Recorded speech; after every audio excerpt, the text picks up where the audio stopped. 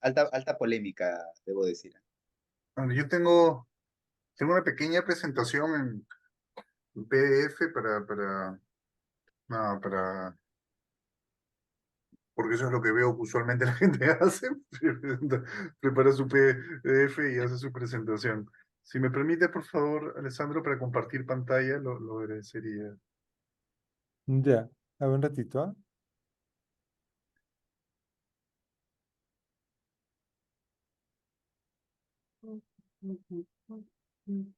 Porque eso no sé cómo hace. Al En costado, compartir pantalla, creo que, al ¿no? costado de lo que dice compartir pantalla debería haber una Sí, flechita ahí en hay la cual si le das una clic pestañita. debería ser una pestaña y dice permitir que todos compartan, algo así.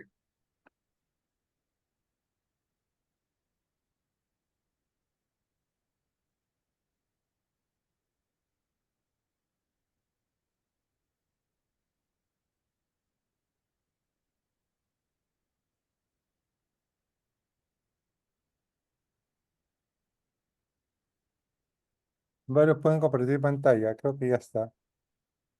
A ver. Sí, ya se puede.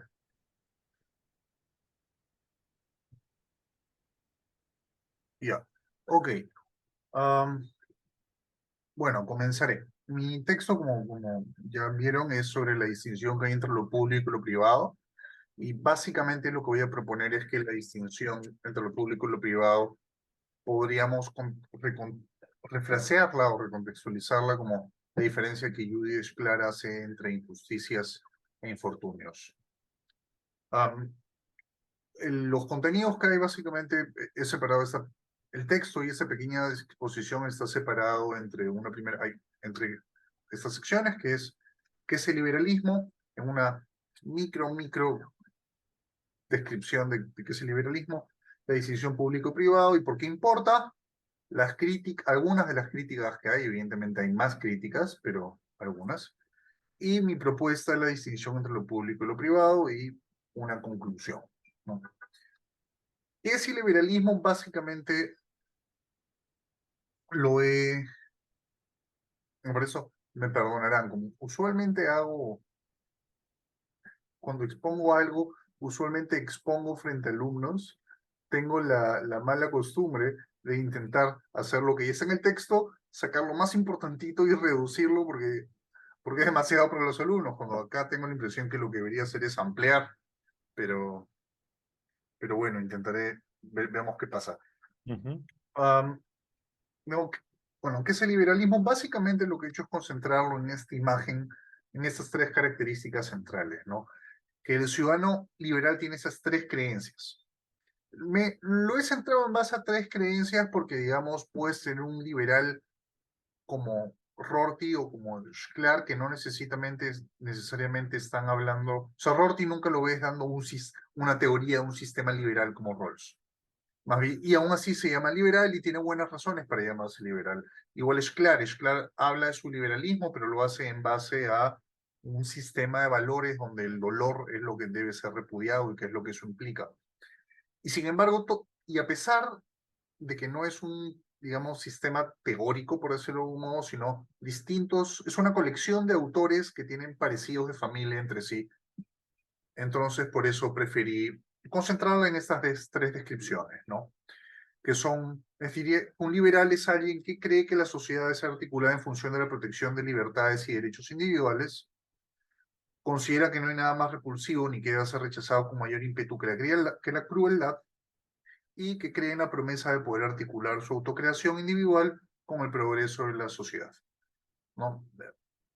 Un poco sostengo que un ciudadano, un teórico que se considere liberal, no necesariamente sostiene las tres. No me queda claro, por ejemplo, que Rorty sostenga la primera. Creo que sí, pero no lo dice abiertamente. Pero sí sé que considera la segunda y la tercera. Y Rawls claramente cree en la primera, y me parece que también cree en la tercera, pero no me queda muy claro que crea en la segunda o que le dé particular importancia. Entonces, por eso quería colocar estas tres características que, si bien no agotan la imagen del liberalismo, creo que sí están en el corazón del asunto. Las tres descripciones se pueden retrotraer a Locke. Que la sociedad debe ser articulada en función de la protección de libertades y derechos individuales es evidente en Locke, ¿no? Locke es el primero que plantea el contrato social como un contrato en defensa de libertades y derechos específicos. Hobbes habla de libertades, pero la noción de libertad, de liberties en Hobbes es distinta, ¿no? Para Hobbes son las libertades, o sea, yo tengo derecho a, para Hobbes tener derecho a la vida solo significa que si alguien, por más que prometí mi vida en un contrato, tengo derecho a no cumplir el contrato, porque ¿por qué lo haría? Eso es todo. En cambio, en Locke sí hay un peso normativo que parte de la noción de derecho. El derecho es algo que se te debe. Y en ese sentido, el pacto social está articulado para que se protejan esos derechos, se protejan esas libertades que son constitutivas de lo que, del bien de la persona y a la larga del pacto social, ¿no? El ciudadano también considera que no hay nada más repulsivo ni que debe ser rechazado con mayor ímpetu que la crueldad. Eso no lo he desarrollado tanto como hubiera querido, pero justo ahorita que estoy leyendo Taylor hablo un poco al respecto y es algo que también desarrolla Christoph Menke, que habla de cómo, bueno, en el texto hablo de un análisis que hace Lane Scarry del concepto de daño en Locke, que es el concepto de harm, y habla de las metáforas que utiliza Locke para describir la ruptura de los derechos, ¿no? Cuando vulneran tu propiedad es como un cuerpo extenso, te están dañando al mismo modo que si te estuvieran cortando un brazo. La teoría, y lo que es interesante en Locke, bueno, muchas cosas son interesantes, pero lo interesante es como esta intuición que todos tenemos de que tu cuerpo es tuyo y es tu propiedad y nadie tiene por qué cortarte un brazo, eso lo extiende a la propiedad material a través del trabajo y lo extiende hacia las distintas cosas que terminan siendo consideradas como derecho, ¿no? Y otra cosa que era lo que estaba leyendo aquí con Taylor y que Christoph Menke también señala es que antes de esta formulación de los derechos, la idea es que la justicia era como el punto de la moral y de la ley era la justicia en abstracto. La idea es que uno no, uno no debe matar en general. Matar está mal, ese es el mandamiento, es no mates. Y eso hace que yo como persona sea beneficiaria de esa ley, pero meramente como un efecto residual. Si yo no debo matar a nadie, bueno, yo soy parte de ese nadie a quien no deben matar y por lo tanto no me matan. No es que haya una propiedad dentro mío, que deba ser respetada por los demás. Lo que inspira derecho es la ley abstracta, no nada dentro mío. En cambio, Locke, bueno, esta distinción, Locke no es el primero que la hace, pero en Locke se concreta con particular claridad, coloca el daño coloca el derecho dentro del sujeto y por lo tanto la locación del daño está en el sujeto. No es la ley la que se rompe, es al sujeto el que se le daña. Entonces, si hay una prioridad del daño hacia los sujetos dentro de la tradición liberal desde Locke y seguramente en otras partes.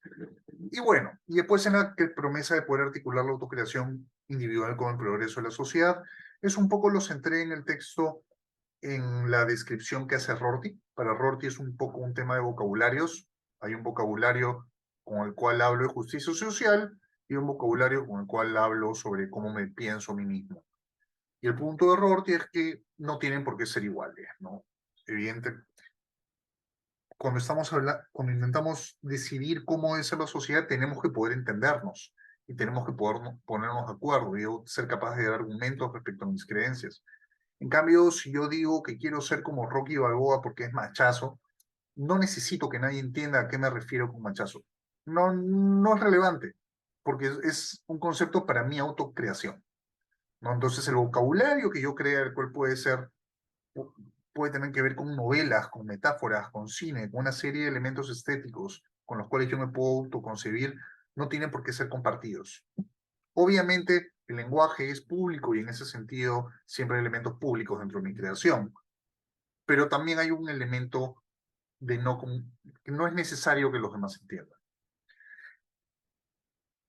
También esto no lo mencioné mucho en el artículo, pero quizás debería haberlo hecho, también vale la pena considerar que el liberalismo de Locke se sitúa en un contexto y los pensadores liberales muchas veces, o sea, el liberalismo más clásico se sitúa en un contexto de ruptura frente a los valores tradicionales, ¿no? Se sitúa en un contexto del paso de una sociedad puramente monárquica de castas a un contexto en que una sociedad ya no se define por el lugar donde nació, sino que es capaz de crearse a sí mismo. A través, muchas veces, de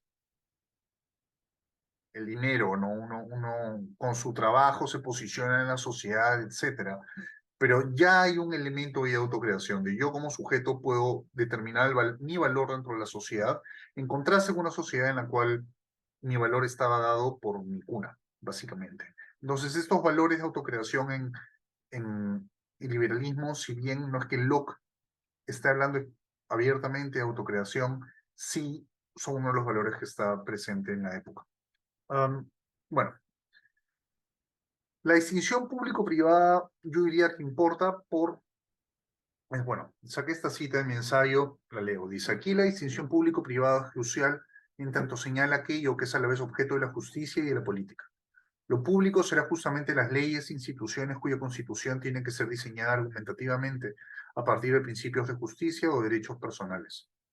Lo privado, en cambio, será aquel campo donde el gobierno no debe intervenir y donde los ciudadanos pueden decidir individualmente sin necesidad de justificar sus decisiones, ni su propia noción de vida buena, ni su propio proyecto de vida.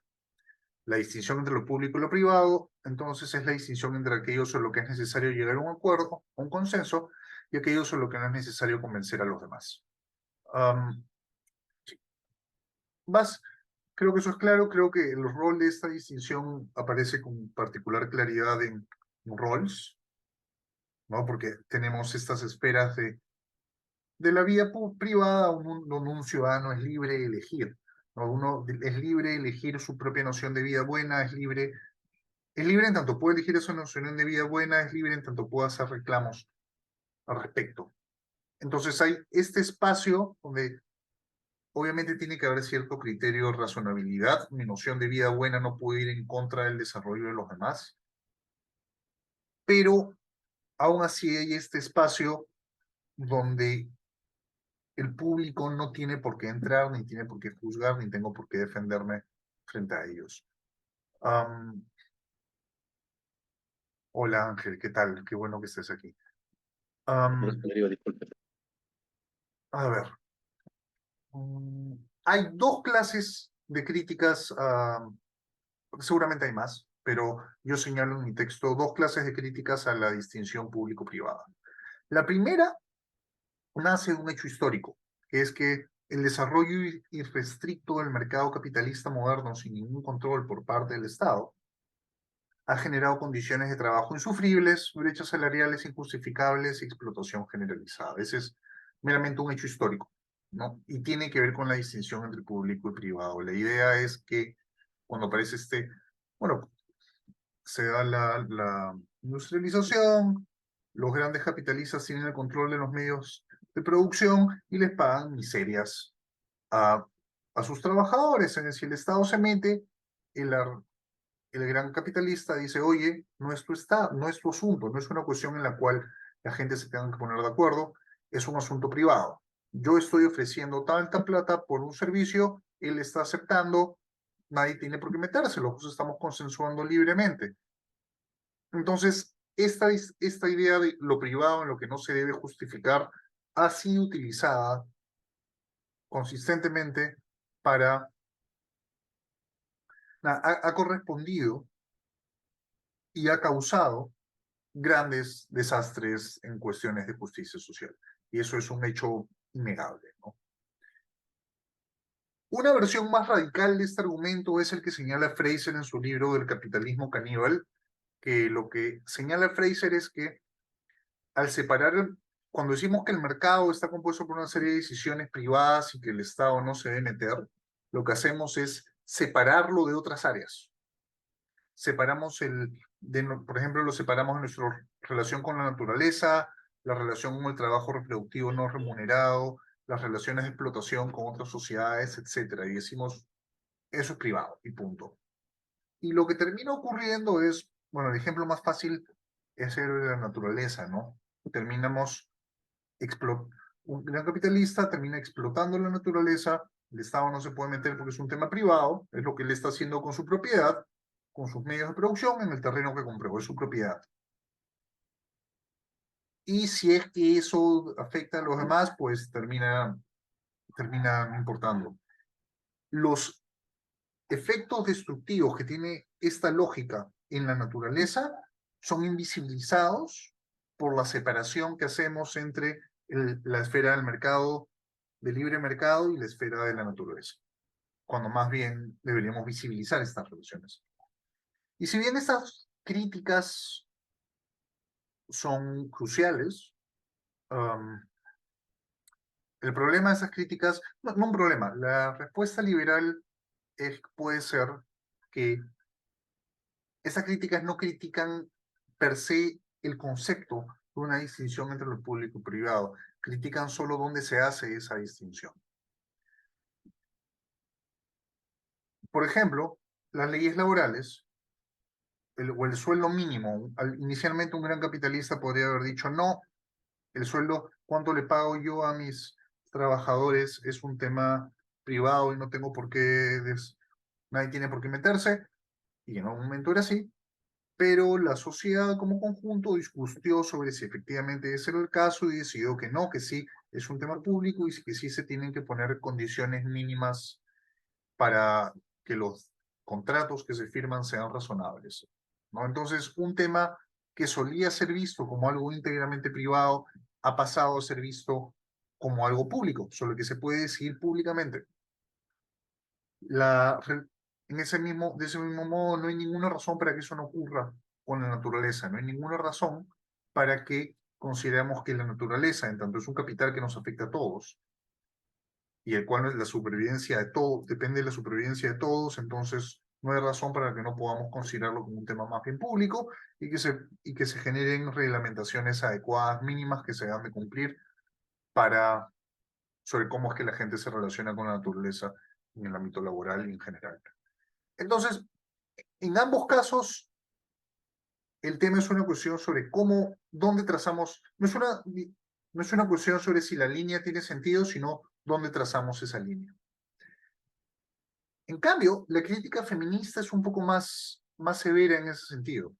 La crítica feminista básicamente señala esto, dice que lo público afecta a lo privado y viceversa al punto en que la distinción no se sostiene. La idea es que en privado yo puedo hacer una serie de chistes sexistas y esos chistes sexistas que yo hago terminan afectando la comprensión o que cualquiera hace, terminan afectando la comprensión que tenemos en la sociedad sobre el rol de las mujeres y de los hombres. Y esa comprensión termina afectando el modo en que nos comportamos en el espacio público. Termina muchas veces afectando a quién le dan un puesto, a quién contratan, un hombre para un puesto de dirección, un hombre o una mujer, a quienes confiamos para que cojan cargos públicos, confiamos en los hombres o confiamos en las mujeres. Entonces, las nociones que generamos dentro del espacio privado y que perpetuamos dentro del espacio privado terminan teniendo siempre efectos públicos. Y viceversa, las nociones que utilizamos en el espacio privado no son privadas, ¿no? Sino que se gestan, las aprendemos en nuestra interacción con los demás, las aprendemos de la televisión, de las películas, de lo que vemos en el Congreso, de lo que vemos en los espacios donde se supone que se discute. Entonces, al final, hay un carácter público, puesto que hay un carácter público y en el modo en que aprendemos las palabras, el vocabulario que utilizamos privadamente es gestado siempre en público, o al menos parcialmente en público. Entonces, la conclusión feminista es, puesto que ambos elementos se perpetúan y se gestan en el espacio que se supone que delimitan, entonces, ¿por qué hacer esta separación dualista? ¿Cuál es el punto de esta superación? Pareciera que no se sostiene. Y esta crítica efectivamente es más severa porque ataca directamente a la viabilidad de la distinción misma. No dónde se coloca, sino sobre si la distinción tiene sentido o no lo tiene. Y mi respuesta es que me parece que la conclusión es apresurada. Me parece que efectivamente lo público afecta a lo privado y lo privado afecta a lo público, pero reconocer que una separación, que una distinción no es total, sino que hay relaciones entre sus partes, no significa que la separación no cumpla una función importante dentro de un sistema y no significa que sea insostenible. Más bien, lo que tenemos que estar atentos es, en lugar de fingir que la distinción, en lugar de pretender que la distinción no existe, más bien cuestionarnos sobre cuáles son nuestros comportamientos privados que afectan a lo público y viceversa, ¿no? En lugar de solo abolir la distinción. Considero que básicamente la intuición liberal de que hay un aspecto de los humanos dentro de lo cual no necesita deliberar y en el cual el Estado no se tiene por qué meter, no solo es, no solo sigue sosteniéndose y sigue teniendo algo valioso que aportarnos, sino que creo que en el fondo está implícito dentro de la misma crítica feminista, porque la meta de la crítica feminista es encontrar modos de organizarnos en los cuales las personas puedan ser más libres, más espontáneas y más diversas en el modo en que se autodeterminan. Pero si creemos en algo como la autodeterminación, tiene que haber un espacio donde nadie se pueda meter en ese proceso de creación. Por más que el proceso obviamente no es un soliloquio, sino siempre se ve en diálogo con los demás. Continúo. Mi propuesta, bueno, leo acá mi propuesta. Entonces, en un intento de rescatar la distinción público-privado, porque las críticas son serias, y creo que más bien las moralejas que nos dan es que tiene que haber un modo de concebir la distinción entre lo público y privado que dé cuenta de la porosidad que hay entre lo público y lo privado, y que además sea lo suficientemente flexible como para reconocer que no es una barrera fija, sino que hay que aquello que solíamos considerar público ahora es privado, o aquello que consideramos privado ahora es público, que se tiene que ir cambiando. La pregunta es, ¿en base a qué criterios se cambia? Entonces, la distinción entre público y privado me parece a mí que debe dar cuenta de su propia porosidad y tiene que darnos un criterio en base al cual juzgar dicha porosidad y juzgar sus propios cambios. Abro cita. Dice, considero que la distinción entre lo público y lo privado debería ser trazada en función de la distinción que hacemos entre las injusticias y los infortunios, donde los infortunios corresponden con lo privado y las injusticias con lo público. En otras palabras, lo público es el área donde se discute sobre los medios para remediar los daños que pueden ser eliminados a través de una acción conjunta, mientras que lo privado es el espacio donde los daños no pueden tener un remedio a través de la acción política. Voy a pausar la cita un rato. Estoy haciendo referencia acá a una distinción que hace Judith Schlar, que hay diferencia entre infortunios e injusticias. La idea es que, la propuesta de Schlar es que hay una serie de desastres que nos suelen pasar, que podemos determinar que eran inevitables o que se pudo haber hecho algo. Cuando se pudo haber hecho algo, especialmente cuando el Estado pudo haber hecho algo para prevenirlo o para aliviarlo, consideramos que es una injusticia. Consideramos que el Estado ha fallado. Si se me cae mi casa, consideramos, bueno, si me roban en la calle, consideramos que el Estado ha fallado en proveer seguridad. Si el Estado hace una convocatoria para puestos, pero resulta que ya tenía alguien seleccionado de antemano por nepotismo, consideramos que hemos sido víctimas de una injusticia y que el Estado podría haber previsto eso y que la estructura profunda de nuestra sociedad no está funcionando bien, en tanto no está previniendo estos abusos. En cambio, un infortunio es cuando nada podría haberse hecho. Yo qué sé, aparece un nuevo virus del cual nadie está enterado y las primeras víctimas se mueren porque no estaban enteradas, no había cómo preverlo. Eso es un infortunio, no había nada que se pueda hacer. Lo importante de esta distinción es que es flexible. Por ejemplo, si es que hay un terremoto y se cae mi casa, puedo decir que es un infortunio porque el Estado no podría, no es culpa del Estado que mi casa, no es culpa del Estado que haya habido un terremoto. Sin embargo, conforme avanza nuestra capacidad técnica, podemos decir que sí es culpa del Estado no haber hecho e implementado una ley en la cual obliga a los residentes a construir sus viviendas con determinadas, especialmente en zonas propicias a los sismos, con determinados lineamientos arquitectónicos para protegerse de los sismos, básicamente. El hecho que el Estado no haya hecho esa ley fue lo que llevó a que no podamos prevenir que mi casa se caiga y por lo tanto sí he sido víctima de una injusticia. Del mismo modo, con el ejemplo de la enfermedad, si es que siento que soy enfermo y estoy yendo a un servicio de salud y tengo tiempo para llegar, pero solo no hay servicios de salud cerca porque vivo en un pueblo alejado de todo, entonces, si bien no es culpa del Estado que me haya dado la enfermedad, sí es culpa del Estado que no hayan condiciones de salud razonables para que las personas puedan llegar a un tiempo razonable. Entonces, la línea que tenemos entre los infortunios y las injusticias se ha ido cambiando a lo largo del tiempo. Cada vez consideramos que más cosas son una injusticia, no meramente un infortunio. Y ese es un cambio positivo. Y es claro, lo que sostiene es que tenemos que estar atentos como sociedad a ese cambio y discutir constantemente qué es una injusticia y qué es meramente un infortunio. Lo que yo estoy sosteniendo es que esa distinción entre infortunios e injusticias es lo que debe determinar nuestra comprensión sobre aquello que es público y aquello que es privado. Entonces, continúo con la cita. Dice, por su propia naturaleza, aquello que consideramos injusto, en tanto es aquello que es susceptible de poder ser solucionado y prevenido a través de la organización, es también aquello que es susceptible de ser discutido públicamente y por lo tanto de ser objeto de la política.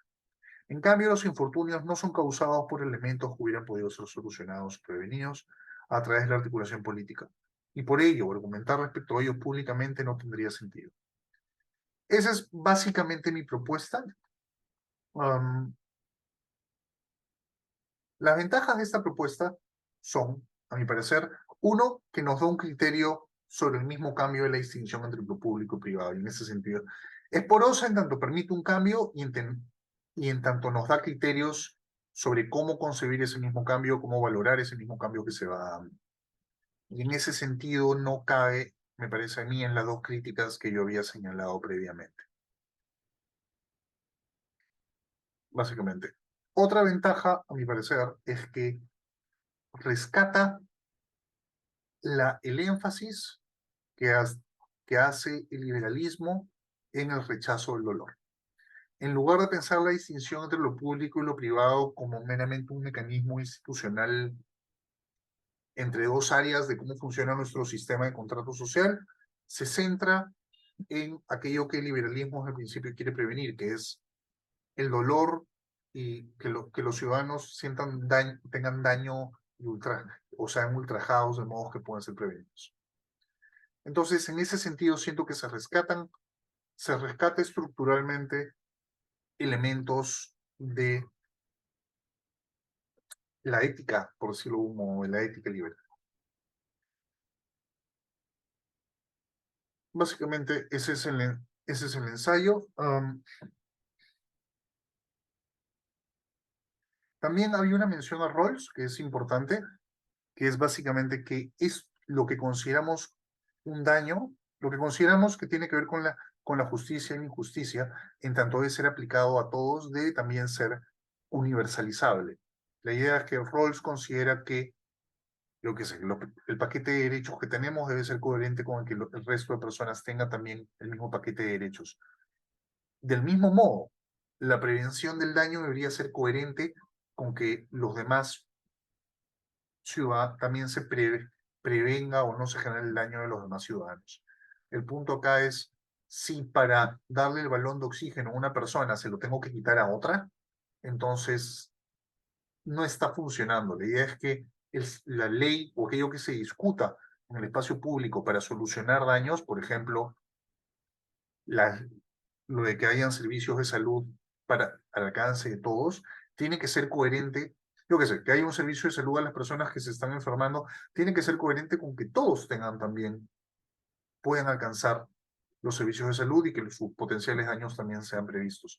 Si eso entra en contradicción, si yo qué sé, para poner un servicio de salud, la mitad, un sector de la población tiene que quedarse sin comer, entonces la prevención del daño ya no satisface este criterio de universalidad. Fuera de eso, bueno, y para terminar, mi conclusión es básicamente una pequeña, bueno, lo leo, dice, la distinción entre lo público y lo privado debe abandonar sus investiduras atemporales y colocarse al servicio de aquello que es en el corazón del liberalismo, pero que por su propia naturaleza es siempre falibilista e historicista, y que siempre implica la escucha del otro, el rechazo de la crueldad. La idea acá es, Rorty hace una distinción entre liberales que él llama metafísicos e ironistas, y un poco el liberal metafísico un poco está en la búsqueda de un criterio eterno de qué es privado, de los deberes del Estado, básicamente, que limite de una vez y para siempre qué es privado, qué no lo es, dónde el Estado puede meterse y dónde no, que sirva como metacriterio para determinar la acción de todas las esferas donde cada ciudadano o el Estado puede actuar. A ese liberal probablemente le moleste la porosidad por la cual yo estoy abogando.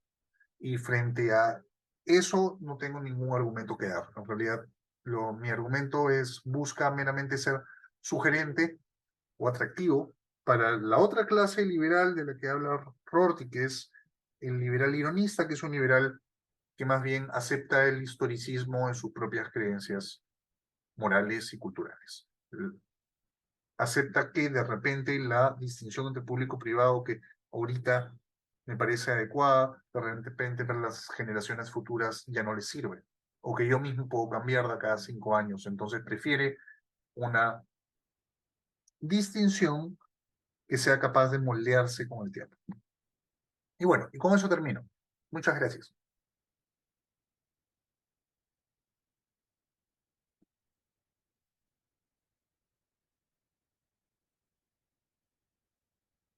Bien, Rodrigo, interesante tu texto. Bien, ¿qué piensan de ese texto?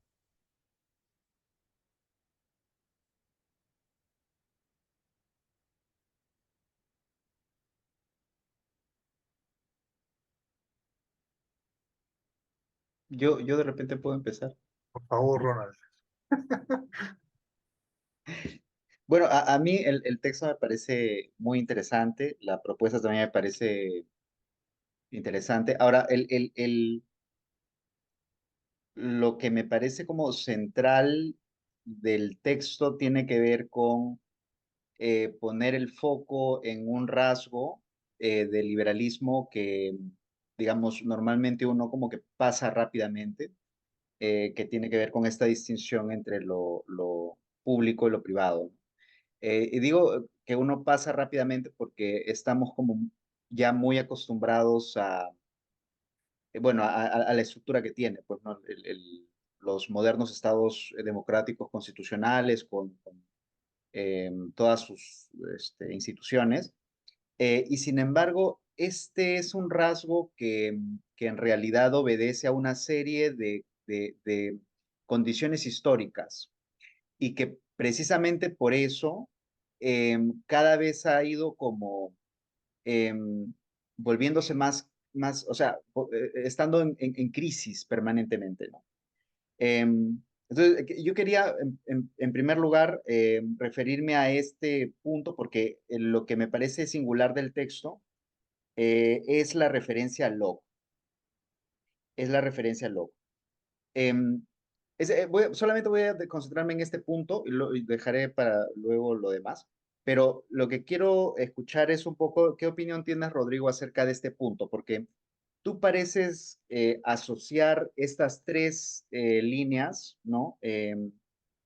La idea de la función de la protección de las libertades y derechos, el rechazo de la crueldad y la promesa de la autocreación, ¿no? Junto con la armonía, el progreso de la sociedad, a Locke. Pero en Locke, todo eso tiene un cierto sentido porque lo que está, digamos, en el trasfondo de la filosofía política de Locke es una creencia acerca de cómo es que el autointerés es compatible con un bienestar general. Entonces, esa idea, que es una creencia deísta, hace mucho sentido a que tú coloques como un dispositivo, ¿no? Que es el Estado, lo público, em, fuera, digamos, o separado de la dimensión del autointerés, ¿no? Y por eso es que los ciudadanos son concebidos como propietarios, ¿no? Y además este rasgo de la propiedad funciona de manera maravillosa, pues porque el individuo es propietario del fruto de su trabajo, porque es una extensión de su cuerpo, pero además sus creencias religiosas son también tratadas como propiedad, Mm, ¿no? Entonces el sujeto tiene una cierta hacienda y tiene pues un par de ideas, mm, ¿no? Entonces, claro, ¿por qué eso no menoscaba la cohesión social? Porque detrás de eso está la idea de que, no como si es que una inteligencia suprema nos ha creado de esa manera, con esa naturaleza autointeresada, entonces todo irá bien mientras el Estado no intervenga en ese espacio personal. mm, Ya, eso no es, o al menos, digamos, la historia lo ha problematizado mucho. mm. Precisamente los liberales de la década de los 90, estoy hablando de Rawls, Dworkin, todos ellos, están muy preocupados acerca de cómo es que un, un espacio público neutral puede ganarse el apoyo de diversos sectores que permanecen fragmentados al interior. Eso no se explica muy bien. Entonces, mi pregunta es, un poco para redondear el tema, es, si tú sigues compartiendo esa creencia de Locke, si crees que el autointerés personal o lo que tú has llamado aquí la promesa de la autocreación siempre está en armonía con el interés general. Mm. No, me estás preguntando si yo creo eso, si yo creo que se puede. Sí, porque me parece que ese sería como claro, ¿por qué seguir sosteniendo esa distinción? Porque entonces no hay ningún problema, digamos, la sociedad no tenderá a la fragmentación, que es, que es la crítica contra el liberalismo que ha venido posteriormente, ¿no? La crítica contra el liberalismo tiene que ver con que la creencia de que lo privado y lo público están como en armonía tiende digamos, tiende a generar una imagen de nosotros como atomizados, Mm. y eso tiende a la fragmentación social y eso tiende a la desintegración social. A ver, déjame apuntar eso, por favor. Mm, Claro, eso por ejemplo está en la crítica del comunitarismo, ¿no? El comunitarismo tiene esa crítica contra el liberalismo, ¿no? Como no estamos hablando del bien, ¿no? Y como la política no es el terreno del bien común, entonces, ¿qué razón tienen los ciudadanos para apoyar el espacio de lo público que es neutral respecto de lo que ellos consideran bueno? espera, Entonces, espera. lo que quiero decir es, Repite eso la- último, por favor, porque está justo apuntando lo que habías dicho, de lo del individuo atomizado, por favor. sí, es decir, si el espacio de lo público tiene que hacer abstracción de las diferentes concepciones del bien, entonces es un espacio neutral. La pregunta es, ¿qué razones tienen los individuos que además tienen, ¿no? Concepciones del bien? ¿Qué razones tienen para apoyar o para seguir insertos en eso público? ¿Por qué no, por ejemplo, abrazar una opción como el anarcocapitalismo. Ya, de la opción del anarcocapitalismo no puedo decir mucho porque no sé qué implica, para ser sincero. Pero más allá de eso, la respuesta, o sea, ¿por qué es que uno debería preocuparse por lo público? Creo, o sea, desgraciadamente me sale Lorentiano aquí y Arendt evidentemente no es liberal. No, más bien Arendt cree que el punto, si hay una consecuencia extraña con el liberalismo que comienza, bueno, que comienza con el siglo XVII, que es aparecen, justo Taylor habla de tres cosas, ¿no? Aparece la priorización del dolor, que es recogida fuertemente por el liberalismo, los derechos, o sea, que si la justicia es concebida se centraliza en los derechos de los ciudadanos y de las personas en general, pero aparece también esta preocupación por el espacio privado, por las vidas, por la forma de vida, por la calidad de vida.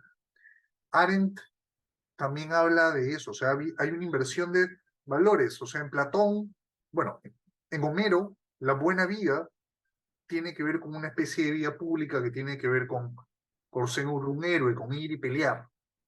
En Platón, la buena vida es una buena vida política y aún más buena la contemplativa, que tiene que ver con una separación de la vida privada, ¿no? O sea, la vida privada que tiene que ver con la reproducción y con el trabajo, se lo dejas a las mujeres y a los esclavos.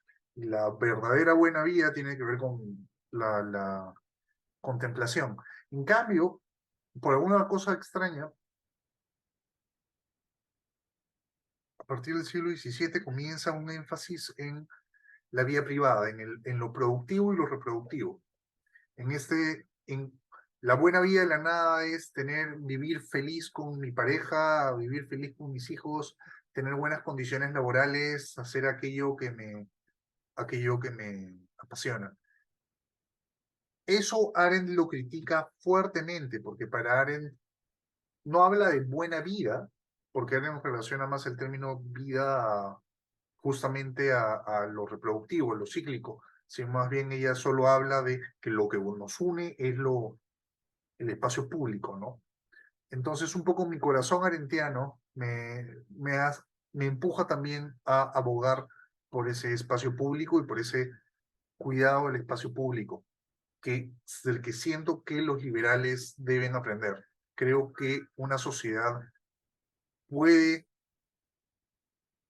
o sea, debe ser liberal hasta cierto punto en tanto debe mantener un espacio para la vida privada y la creación autopersonal, pero creo que simultáneamente un sistema representativo solo se puede sostener si es que hay participación ciudadana en espacios públicos.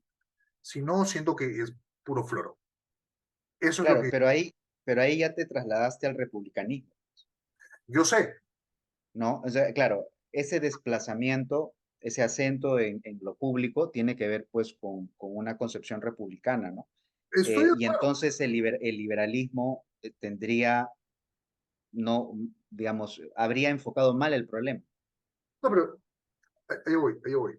O sea, lo primero que quiero decir es, tienes absolutamente toda la razón. O sea,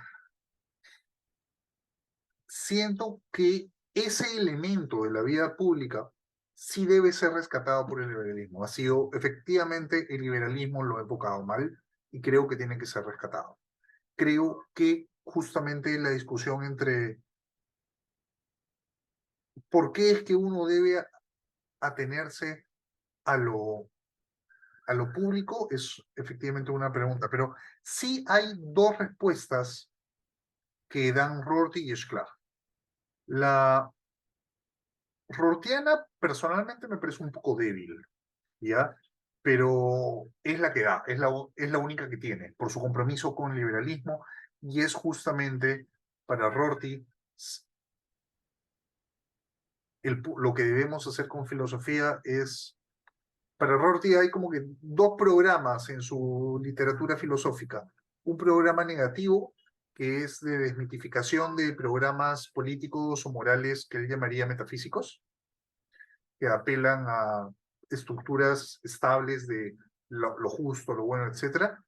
Pero hay uno que es positivo, que meramente apela a la imagen de una sociedad donde las personas son solidarias entre ellas, donde las personas son ironistas y solidarias. Es por eso los textos de Rorty se llaman cosas como ironía y contingencia y solidaridad, porque ese es lo que le queda la pregunta de por qué es que una persona, por qué es que nosotros los ciudadanos tenemos que ir, nosotros los ciudadanos liberales, tenemos que ir y preocuparnos por lo público, porque preocuparnos por lo público es el único modo verdadero de ser solidarios con los demás. Es tan sencillo. Esa es la respuesta rortiana. Y la respuesta de Shklar es muy similar, pero me parece curiosamente más matizada de algún modo, que es porque es el único modo de escapar del dolor. Es, o sea, el núcleo ético del liberal es el rechazo al dolor. El rechazo al dolor en mi persona y en la de los demás. ¿Por qué me comprometo en el espacio público? No porque tengan los mismos, necesariamente las mismas tradiciones y los mismos valores que los demás. Me comprometo con el espacio público porque están sufriendo y no quiero que sufran. Y mi, qué clase de sufrimiento puedo tolerar y qué clase de sufrimiento puedo no tolerar tiene que ver también con justamente con la distinción, con la idea liberal de los derechos, ¿no? Por ejemplo, cuando la gente que no quería usar mascarillas en Estados Unidos decía, yo tengo derecho a no usar mascarilla, a mí como liberal digo, bueno, están sufriendo, pero me importa un bledo, porque su sufrimiento no me parece, porque seguramente les molestaba usar mascarillas, pero considero que el derecho a la vida y la protección del derecho a la vida es más importante que el derecho a no sentir incomodidad por una mascarilla. Políticamente también puedo ir y ir en contra de lo que ellos están pidiendo, porque es el modo de proteger mi propia vida y proteger la vida de los demás. Hay diría que el argumento es claro de rechazar el dolor tiene dos modos de verlo. Uno, que el liberal no es individualista, no es necesariamente individualista, o sea, puede ser individualista, pero puede no serlo también. O sea, el liberal quiere el poder crear su vida y quiere que los demás puedan crear su vida también. Quieren que nadie sufra innecesariamente y prefiere rechazar una postura más republicana con valores fijos porque considera que muchas veces esos valores adoptados de la tradición pueden generar sufrimiento innecesario. El sufrimiento de no poder ejercer tu libertad de la autocreación. El querer ser ser un hombre que llora cuando ve novelas y que la tradición le diga, no, los hombres no lloran, limita la libertad y genera daño. Y es rechazar ese daño para mí y para todos los demás. Hay también un componente puramente ético del liberalismo que tiene que ver con el rechazo del daño, que me parece que autores como Rawls no exploran tanto. Ahora yo puedo estar equivocado, pero me parece que no exploran tanto, pero Sklar sí.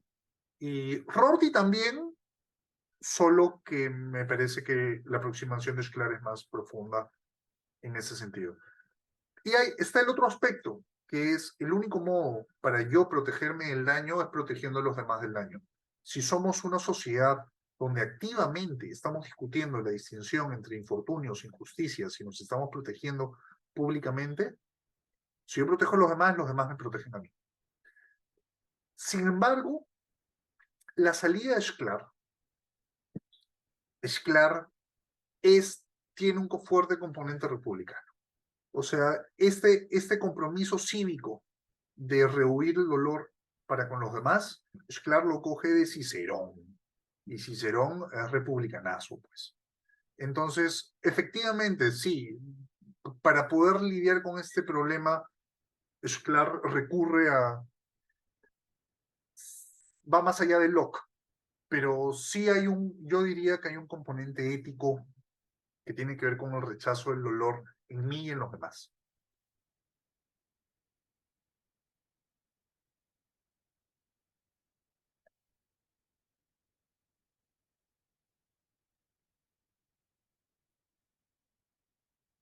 Bien, ¿qué piensan los demás?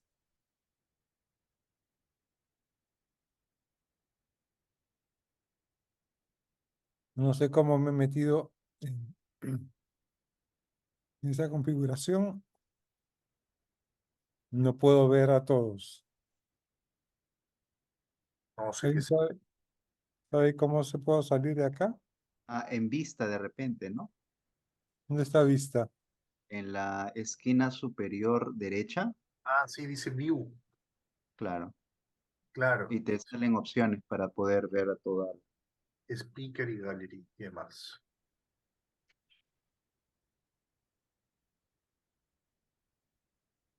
Ya. Galería.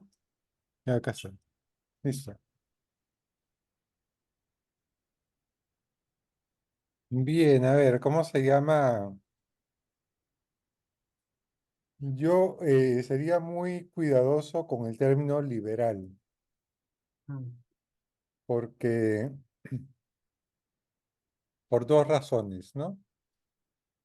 En primer lugar, hay muchos liberalismos. mm,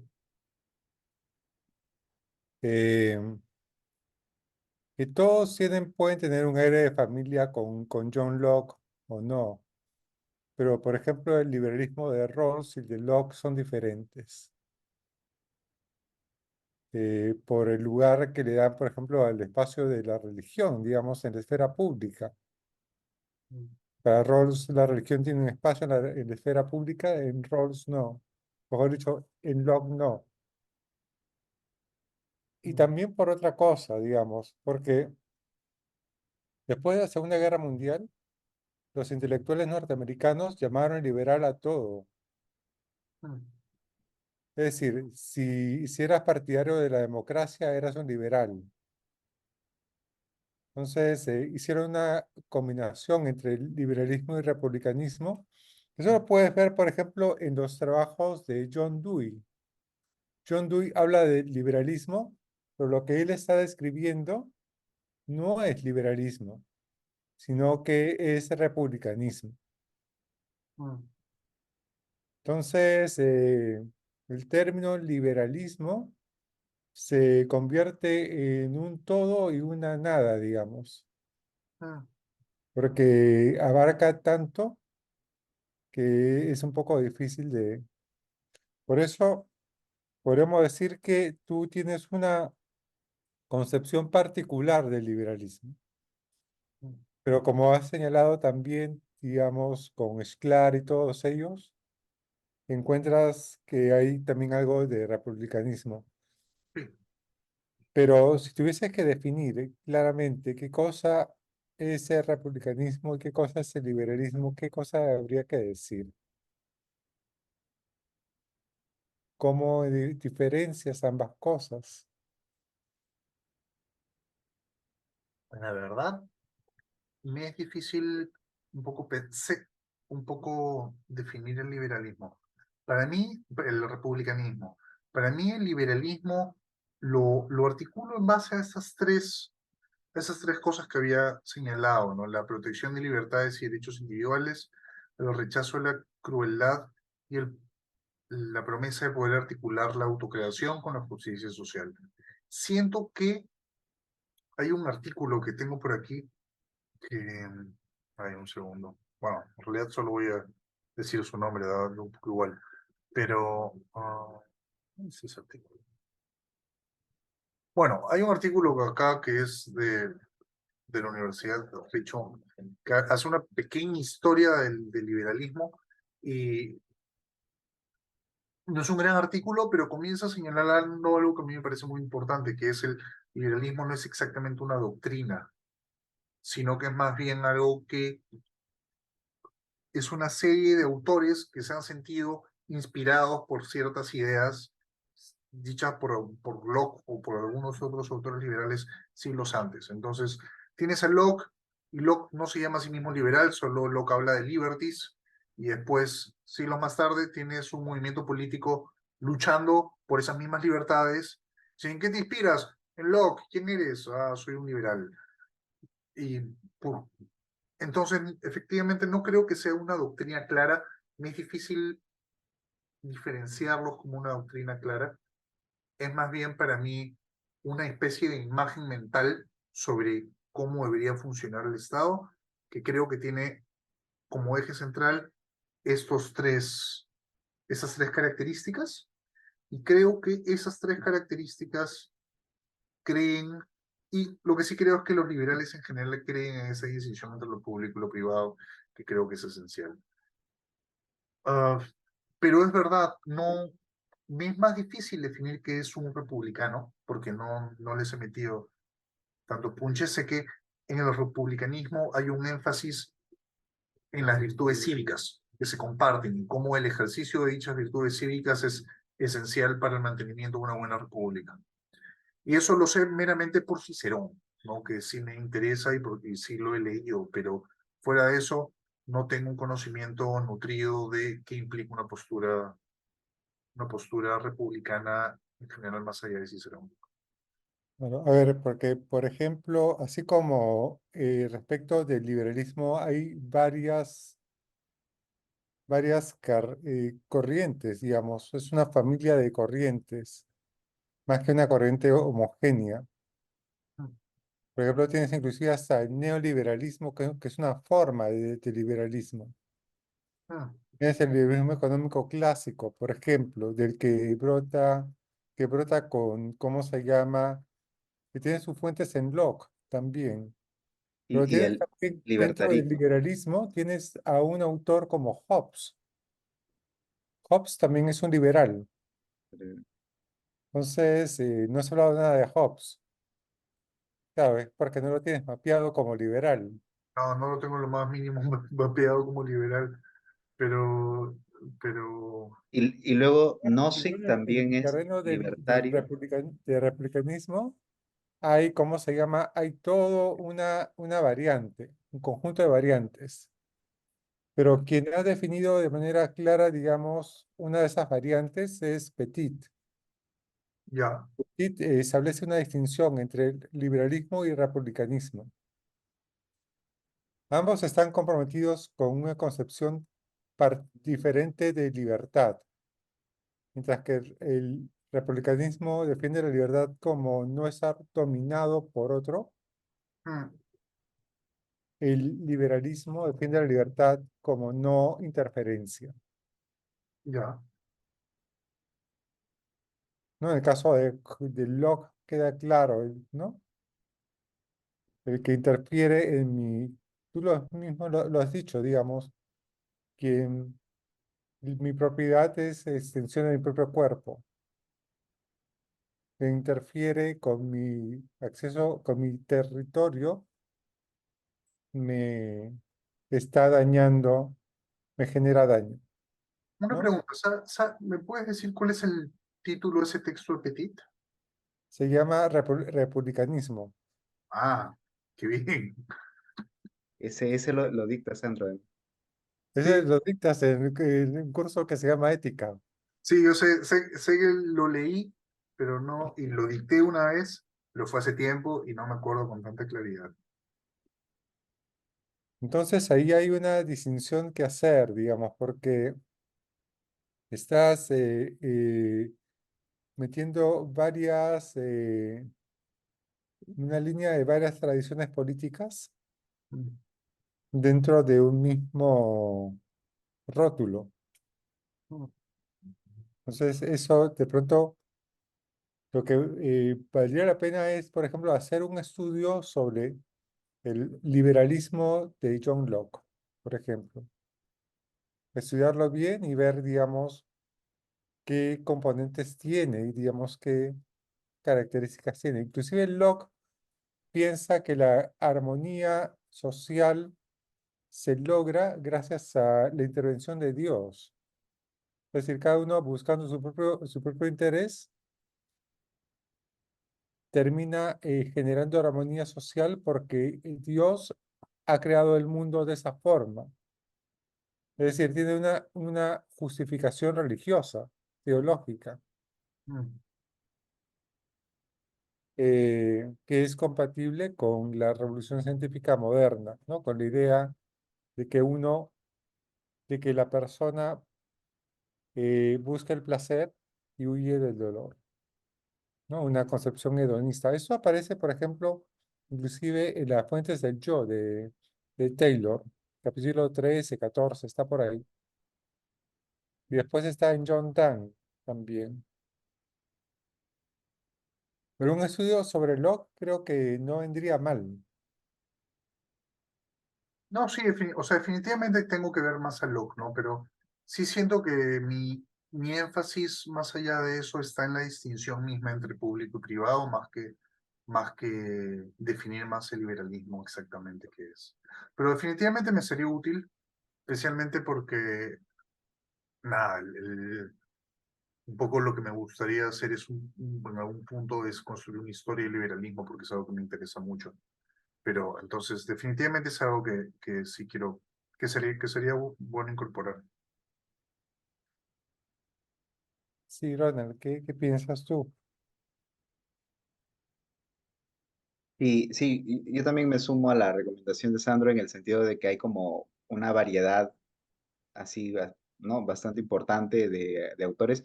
Y lo otro es que es interesante porque la distinción público-privado en el liberalismo, al menos, por ejemplo, ¿no?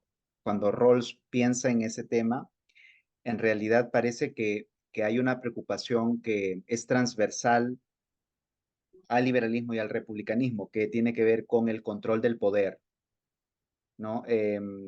Y eso también me parece por eso que luego en Cicerón la contracara de esa preocupación tiene que ver precisamente con la injusticia, ¿no?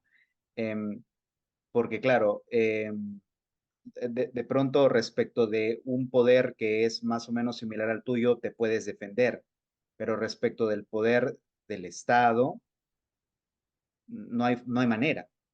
Entonces, lo que se preguntan los liberales del siglo XVII, XVIII, que también es la preocupación de los republicanos, tiene que ver con cuándo se ejerce el poder legítimamente, ¿no? Pero, por ejemplo, para el liberalismo lo mira de esa manera, ¿no? Está este famoso texto de Walser acerca de el liberalismo y, y el arte de la separación, lo llama él, ¿no? Entonces él hace esta entrada histórica en donde él dice, el liberalismo es la manera en la que diferentes esferas al interior de la sociedad se van separando. Entonces se separa, por ejemplo, por un lado Estado y universidad, se separa iglesia y Estado, se separa la familia y el Estado, ¿no?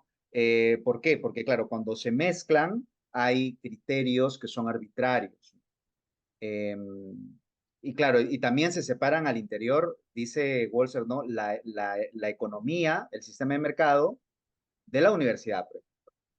Claro, sería ¿no? El despelote que alguien venga y te diga, Rodrigo, ponme 20 y aquí tienes, ¿no?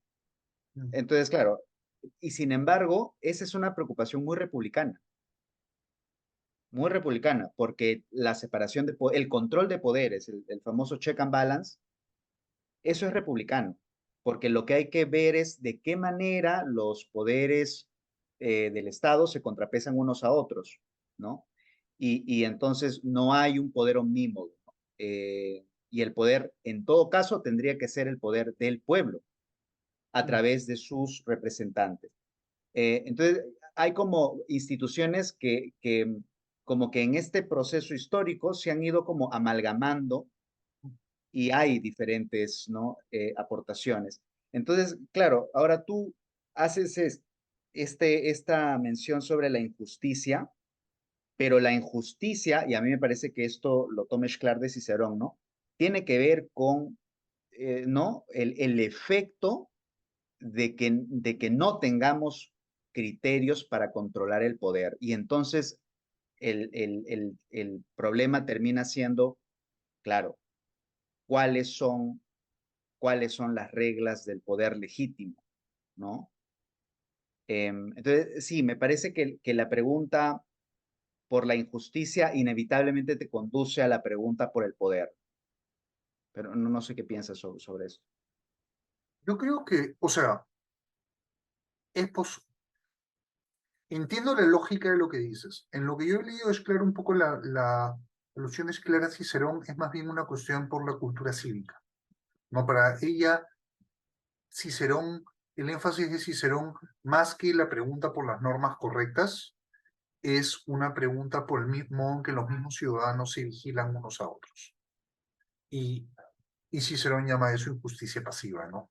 Más bien, lo que le interesa a Schklar es más bien este rechazo del dolor y este rechazo de, bueno, el sufrimiento individual es lo que mueve a los ciudadanos a estar políticamente atentos, políticamente activos, y depende de los ciudadanos vigilar al gobierno y forzar al gobierno a efectivamente a tratar sobre aquello que los afecta, ¿no? Entonces, lo que legitima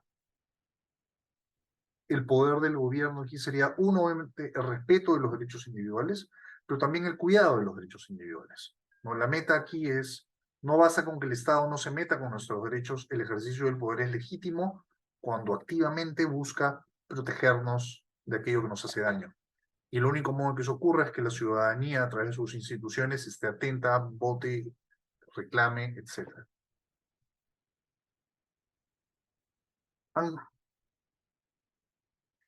Ángel estaba levantando la mano.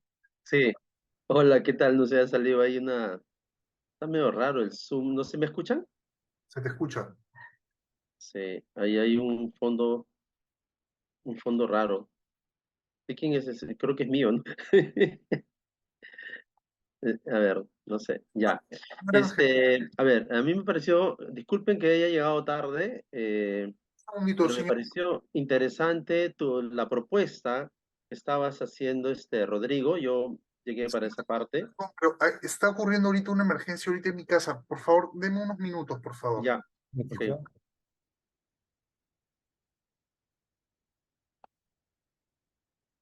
Eh, Cuando lo esperamos, ¿no? Sí, esperémoslo, ¿no? ¿Qué tal, Alessandro? Disculpen la tardanza, pero claro, al final creo que no fui yo el único que llegó tarde. Sí, no te preocupes. ¿Qué tal, Yo también llego tarde. Ronald? Sí, pues el tráfico. Pero qué bueno que lo pasaron a las Hola, 7 también. perdón, perdón por la demora también, sí. Sí. No, es que lo pasaron creo a las 7, ¿cierto? Yo inicialmente Sí, pensé que era a Sí, las 6, pero luego vi que estaban pidiendo a las 7. sí. eh, entonces dije, sí, es que yo tenía una reunión en la Reza Montoya que ya, comenzó a las 4. claro, De 4 a 6 era la reunión. claro. Sí, pues y esa hora es hora punta, ¿no? Sí, Salir y encontrar por más que tomes un taxi, siempre está el tráfico pesado y con este calor sofocante. Bueno, no sé qué habrá pasado con el salón de es emergencia. una emergencia, sí. ¿Cómo están ustedes? ¿Están bien? Bien, bien, sí. Bueno, Con calor. Con sí. calor. Sí, con calor iba a decir también. Está siendo un poco difícil. 37 grados. Oye, sí, ¿no? Pero ¿es la sensación de calor o es ya La, la la, sen- temperatura? La sensación, la ¿no? sensación, 37. Claro, dijeron que esta semana iba a ser así. Creo que es una de las pocas veces que es acertada la opinión de Senam, porque otras veces no necesariamente. Sí. Vamos a ver qué pasa. Bueno, les cuento algunas cosas que Sí. hemos estado viendo. eh, Porque este año, claro, son los 300 años de Kant y con Miguel Yusti se ha organizado un ciclo de conferencias en el Goethe sobre Kant. Ahí se ha introducido a Martín Fleites como, como un conferencista. A mí también me han pedido que dé una conferencia y va a ser durante todo el año, ¿no? Es una conferencia al mes. Y después, ¿cómo se llama? Martín se va a quedar un par de días más con nosotros y podemos reunirnos con él, si quieren en la universidad o por Zoom. Mejor en la universidad para que valga la pena haberlo traído. Y él llega la tercera semana de agosto. Ah, ya. Ya. De agosto. Bueno, ¿todavía vacaciones o ya no, no? Creo que ya, ahí, ya han iniciado las clases, ¿no? En la católica ya habrá comenzado las clases, sí. Y lo otro es que la Semana de la Filosofía, mejor dicho, la Noche de la Filosofía va a estar dedicada al tema de la guerra. Y me ha pedido Miguel que organice una mesa con profesores, digamos, que tengan, eh, que conozcan el texto de la paz perpetua. Entonces ahí hablé con Alessandra Divos y con Fidel para formar parte de esa mesa sobre la paz perpetua de Kant. Creo que es una cosa abierta al público en general, ¿no? No es una cosa tan especializada.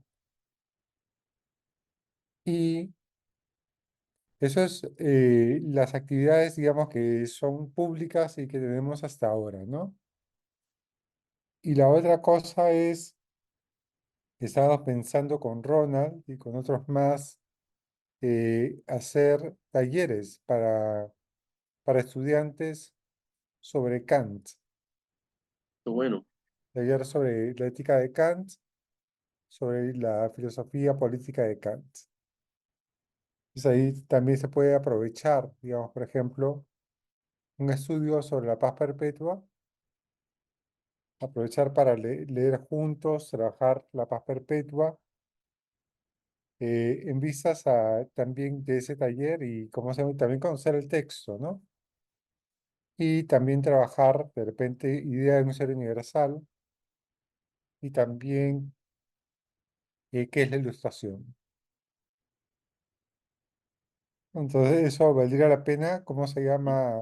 Ir organizándolo un poco, ¿no? Digamos, en nuestras sesiones ir introduciéndolo para tener un background entre nosotros, ¿no?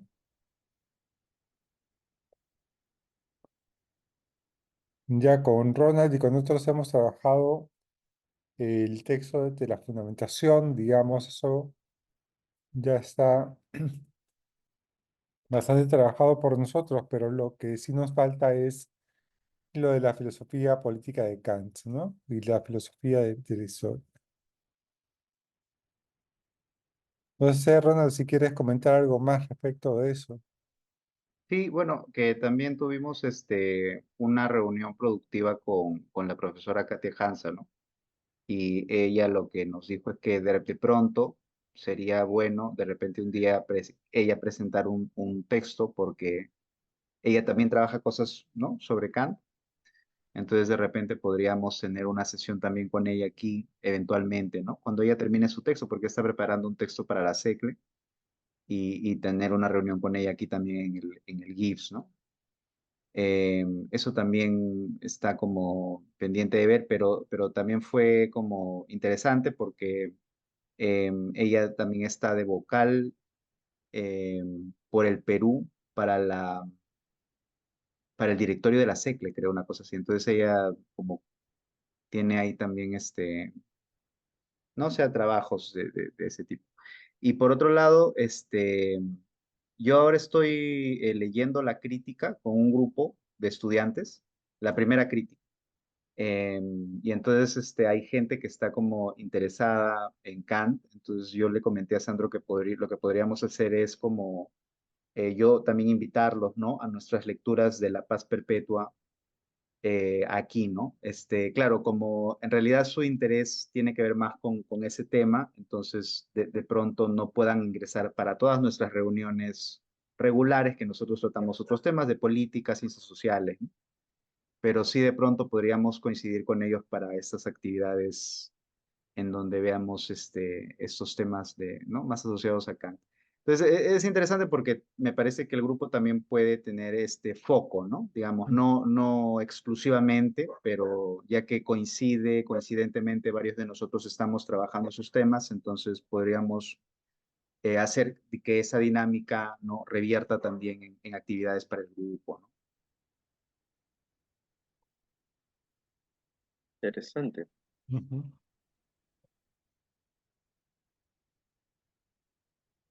Entonces hay proyectos para este año. Pues Ah, y Sí, lo otro es hay un concurso de proyectos, ¿no? De investigación, Sandro. sí, ¿cómo se llama? No sé cómo manejarlo porque hay que ver, no sé si han revisado el material del concurso de proyectos de investigación, porque se necesita, porque hay concursos proyectos individuales y grupales, pero no sé si para cuándo hay que presentar ni cómo se llama. Yo vi que era para hasta el 29 de febrero, pero lo que hay, o sea, digamos, hay proyectos que son como individuales, en donde, pero aquí viene el tema, ¿no? Parece que la universidad, cuando presentas un proyecto individual, lo que está solicitando es que tengas grado de magíster y que tengas, y que hayas dictado en la universidad el semestre anterior. Para los grupos, digamos, para grupos de investigación, el que lidera la investigación tiene que tener por lo menos grado de magíster, y hay también escalas, ¿no? Hay Ujú. co-investigadores y luego hay estudiantes que funcionan como asistentes de investigación. Para esos grupos, claro que el financiamiento es mayor, pero de todas maneras la exigencia también es mayor, ¿no? Porque creo que hay que presentar como 3 artículos. Me van a disculpar un ratito, tengo que atender algo en la puerta. ¿Ya? ¿De Mi cena acuerdo? acaba de llegar. Un ratito, ¿ah? Eh, Ya. entonces, O sea, sí, Ronald, o sea que hay esos requisitos, pero sí, con esos fondos son para los grupos, obviamente. Eh, para el grupo de Supongo que trabajo, en realidad. O claro. sea, la idea, lo que yo creo que se puede hacer, digamos, dependiendo, ¿no? Porque algunos de nosotros estaremos como en varias cosas. Pero quien tenga un proyecto de investigación, yo creo que puede armar un equipo de trabajo y lo podemos presentar o canalizarlo con la plataforma del grupo, ¿no? Entonces, eso también puede funcionar. Por eso, ahí lo que valdría la pena es que cada uno vea más o menos qué cosa le está interesando, si tiene suficiente tiempo como para dedicarle a eso, porque hay que presentar una serie de cosas, ¿no? Creo que, por ejemplo, para el fondo más grande es 3 artículos en Scopus o 2 en Scopus y un libro. Entonces, hay que ver el La número de valla exacta. exigencias y el tiempo, ¿no? Porque creo que son Claro. 2 años para presentarlo, ¿no? Entonces, sí, sí, eso hay que verlo y si hay algún interés, de repente podríamos armar algo, pero viendo cuáles van a ser la carga también. Por eso se lo pasó Sandro, yo lo leí así, pero de repente podríamos conversar en una sesión sobre ese tema, ¿no? Si hay algún proyecto de investigación ahí que tengan ustedes, ¿no? Mm. Sí, pues eso va a demandar un tiempo, ¿no? Eh, Hay que ver qué dicen los demás, ¿no? Yo estoy trabajando poco a poco lo de la tesis, Sí, bastante yo también complicado. estoy en la tesis. Sí. Quizás Sí. Alessandro, ¿no? Tenga algún proyecto, no lo sé, no está Luan, Rodrigo, no lo sé, lo demás. Pero bueno, eso es son buenas oportunidades, ¿no? Sí, claro, Ahora, porque incluso si no Pero se son bien gana, restrictivas en términos de mm, los requisitos, ¿no? Porque sí, tienes que haber enseñado y tienes que tener maestría. Entonces, por si yo tengo maestría, pero no he enseñado. pero, o sea, Entonces, el que presenta el que lidera, ese es el que ya, tiene que estar asociado. Luego los demás no. Los demás, por ejemplo, los demás pueden ser co-investigadores, a ellos no se les solicita que hayan enseñado, ya. pero creo que sí se les solicita en algunos casos maestría. Pero, por ejemplo, para los asistentes, no, esos pueden ser estudiantes, ¿no? Entonces, esa es un poco la estructura, ¿sí? mm, Lo cual me parece que tiene cierto sentido, porque la impresión que me da es que lo que está buscando es que realmente acabes el producto. Para eso necesitas tener un cierto entrenamiento en redacción, ¿no? En investigación. Entonces, sí, pues, ¿no? Tiene cierto sentido de que te pidan que sean ya de un cierto, que tengan ciertos grados. Ah, sí, pero también, bueno, la investigación en filosofía es un poco distinta a la investigación en otros campos, también es otra cosa, ¿no? O sea, por si yo tengo experiencia en investigación, pero no sé si yo podría hacer investigación como la que hace No, Alessandro, ¿no? pero el, el Yo por concurso eso no me este meto no tanto en especifica, proponer cosas, porque realmente es más, me parece que es más, ¿ah? ¿Decías? Perdón. pero el concurso este no especifica. Claro, puede ser Claro, pero la interdisciplinario. investigación en filosofía en general es particular, ¿no? O sea, no es Sí, empírico, pues. sí, sí, no, es Sí. es más creativa la cosa, ¿no? Sí, pues. No, pero ya hay también una tendencia a una filosofía también empírica, como la que hace Pablo Quintanilla, ¿no? Eh, Ah, es otra cosa. aunque eso se puede, de algunos sé que se entra en discusión, pero sí una filosofía que también tenga referente, trabaje con data también es interesante. Creo que Gianfranco Casuso también hace algo al respecto. O sea, lo que quiero decir es que de Mm. hecho no sería solo argumentativa, sino también que hay la posibilidad, me imagino que yo no sé, Sí, no he claro, revisado la base, pero no sé ahí, si, ahí, por ejemplo, necesitas a alguien que sepa hacer ese tipo de investigación, que sepa levantar data. claro, exacto. Y ahí Luan sabe, Es la experta, pues es la maestra. pero es la única que sabe eso. Sí, pero como Bueno, por eso les decía, yo sé hacer eso, pero eso no es lo que se necesita saber para lo que para las investigaciones que ustedes están haciendo. Mm. Pero Sí, bien, yo y las también apoyo, hay yo las apoyo. y también hay diferencias en el tipo de investigación que le propones al concurso, ¿ah? Eso también lo especifica esas bases, ¿no? Hay unas que son de aplicación, por ejemplo, dice de aplicación, y hay otras que son simplemente como del estado del arte, ¿no? Del asunto. Entonces, en esas son las cualitativas, ¿no? Las que...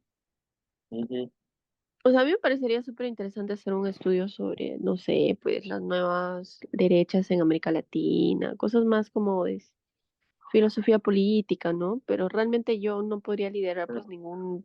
ningún estudio de ese tipo porque nunca he hecho algo así, ¿no? Pero podría apoyar en la revisión de Claro, pero a esto literatura, voy, ¿no? que habría que conversarlo con los miembros, porque, por ejemplo, Es que sí, quien no. conoce Ustedes, varias cosas es Marco, pero ¿no? aún así eso Por creo que es ejemplo, más también con aplicado, Pablo. ¿no? A lo que ustedes proponen, que es un poco más filosófico. Por eso no es que no proponga no por falta de interés, ¿no? Sino que me parece que no estoy como tan alineada. Pero sí puedo apoyar, ¿no? Definitivamente puedo apoyar en lo que necesiten. A eso iba, que al final, o sea, yo creo que la gente puede mandarse, pero el grupo tiene como, ¿no? El compromiso de apoyar que se llegue al objetivo, ¿no? O sea, colaborar, ¿no? Entonces, por eso me parece que habrían que, yo los animo a que revisen las bases y que vean. Ujú. Sí, yo creo Está que bien. lo que hay que hacer, hay que revisar eso, pero no pensando ahora, sino pensando para el próximo concurso. Y Claro, alguien que conoce muy bien de estas cosas de concurso es Martín Valdivieso. Martín ah, Valdivieso es el nuevo miembro del integrante. grupo. Qué Entonces, pena que alguien no pueda que nos conectar. puede ayudar mucho con eso es él. Pero yo lo pensaría no para ahora, no para el próximo año. Que para ahora también, ¿cómo se llama? Bueno, hay también algunos que tienen que avanzar con sus tesis y todo, digamos. Es mejor, digamos, concentrarse en ese tipo de cosas, ¿no? Y con los trabajos, etcétera. Y hacerse un espacio ya para el próximo año con calma, ¿no? Que además el plazo es muy corto, porque es hasta fin de mes. No, creo que no vale la pena matarse por algo que si sale, no se sabe si lo vamos a hacer bien o no, ¿no? Mm. ¿Qué pasó con Sí, Rodrigo? pues Rodrigo No, sigue en la emergencia no puedo- familiar o doméstica. La verdadera crisis Algo perpetua. ¿cómo se llama? De lo público y lo privado. Hubo un problema privado. Y, y por eso he estado hablando acerca de la injusticia. Ayudemos a Rodrigo.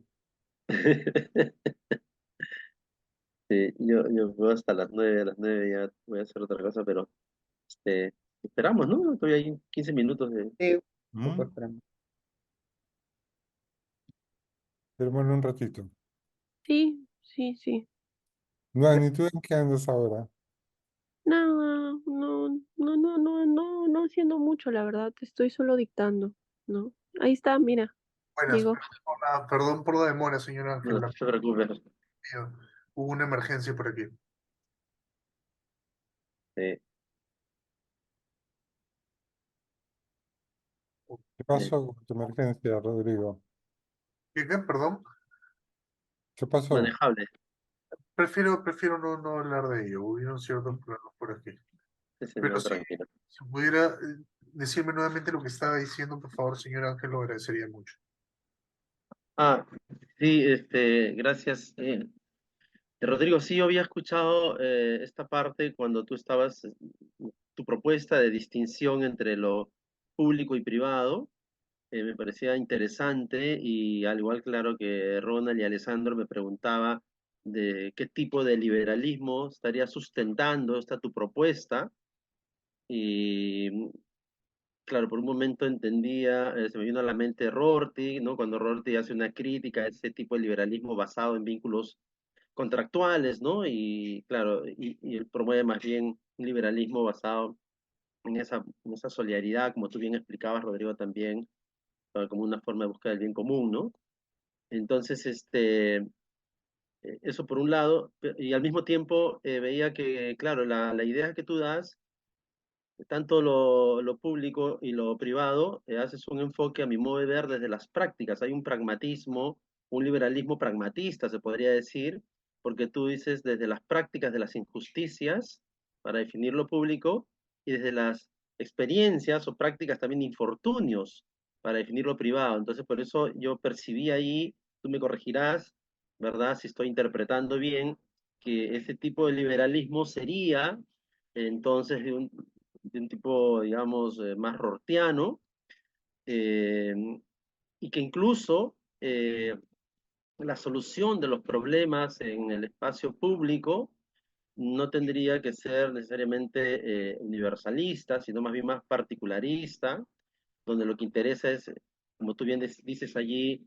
discutir, es decir, justificar cualquier solución que se pueda dar en una comunidad específica, ¿no? Entonces, esa idea de lo público creo que está enmarcado no tanto en una visión muy abstracta o muy universalista, sino más bien concreta, particularista, porque claro, es la experiencia o estas prácticas de injusticias que experimentan grupos humanos concretos, específicos, ¿no? Como bien decía Rorty, ¿verdad? Hay que, en su visión particularista, decir, pensar en esta comunidad que tiene ese problema y que también él decía eso, y esa solución a esos problemas a partir de la experiencia de solidaridad es una forma también, una búsqueda de ir minimizando lo que tú decías, la crueldad, es decir, de ir minimizando, reduciendo el sufrimiento, el dolor, de ahí la solidaridad compasiva que él defiende, ¿no?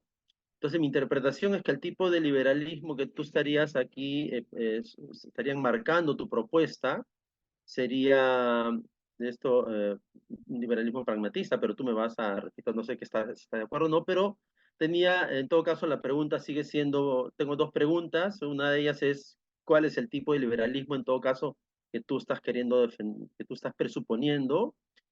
eh, si coincides con lo que te he dicho. Y segundo, también yo me preguntaba sobre esta idea de injusticias, que, a ver, hay mucha gente experimenta o dice que hay prácticas de injusticias que le llevan a sufrimiento. Ya, pero no sé si eso habría que precisar porque alguien podría decir, bueno, yo sufro porque no puedo comprarme una ropa de marca, y yo me acordaba de la tesis de Luan, ¿no? O porque no puedo tener acceso a esos lujos, y eso me causa sufrimiento y por lo tanto experimento injusticia y el Estado tiene que resolverme este problema, o tenemos que discutir públicamente este problema de que, no sé, no puedo ir a un restaurante, comer comida gourmet, ¿no? Y eso me genera sufrimientos. Estoy tratando, perdóname, de repente de exagerar la cosa para tratar de definir allí eh, o precisar eso que genera injusticias, que genera dolor, que genera sufrimiento en las personas. Yo creo que habría que matizar o enmarcarlo, porque vuelvo a repetir, alguien podría, o grupos humanos podrían decir que porque no tienen acceso a cosas que de repente, no sé, pues a, no sé, alguien puede decir, no, no tengo acceso a, no sé, abrigarme con una casaca de cuero de piel, no sé, de un animal y eso me genera sufrimiento y por lo tanto sería injusto, ¿no? La sociedad y el Estado tiene que resolver y tenemos que ir a ese espacio a discutir.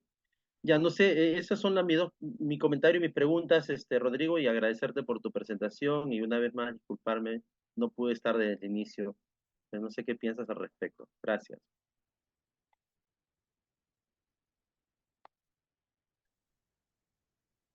Ya, el comentario sobre el pragmatismo, o sea, es perfectamente posible que digamos, mi noción aquí de, de liberalismo sea pragmatista. Perfectamente posible porque, no sé, porque soy fan de Rorty, básicamente, en resumen. No, y es como yo lo veo, digamos, no, no diría que es un liberalismo rortiano porque no me queda muy claro exactamente dónde está el énfasis de Rorty, más bien en el liberalismo, más bien siento que el liberalismo de Rorty tiene que ver con la actitud del ciudadano liberal, que es un ciudadano que cree en la autocreación, que cree en la solidaridad, pero que es irónico consigo mismo y con sus prácticas políticas, especialmente con el alcance de su círculo de lealtades. Um, lo que definitivamente creo es rortiano, o al menos lo es para mí, es el énfasis este de redescripción, ¿no? De justamente ser irónico con tus propias categorías e intentar redescribirlas en términos menos metafísicos y más concentrados y que más bien permitan y fomenten la expansión de los círculos de solidaridad.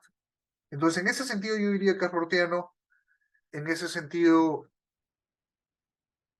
bueno, en ese sentido yo diría que es rortiano y en ese sentido definitivamente hay una influencia, pero pero no más allá de eso, o sea, no, digamos,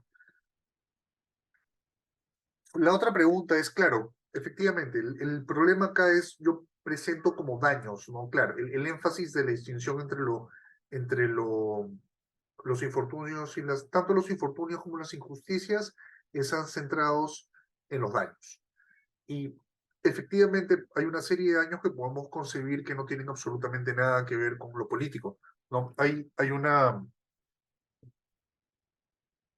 Sklar habla de un ejemplo, de una novela de Dickens en la cual una mujer, no me acuerdo el nombre de la mujer, cree que hay un señor de alta sociedad que está seduciéndola y ella se deja seducir y al final parece que ella se desmaya o algo así, y el señor la sujeta para que no se caiga y la gente entra al cuadro y los ampalla cerca y eso es un escándalo, así que ahora él se tiene que casar con ella, pero él dice, yo me quiero casar con ella y eso le rompe el corazón y la hace sentir humillada públicamente.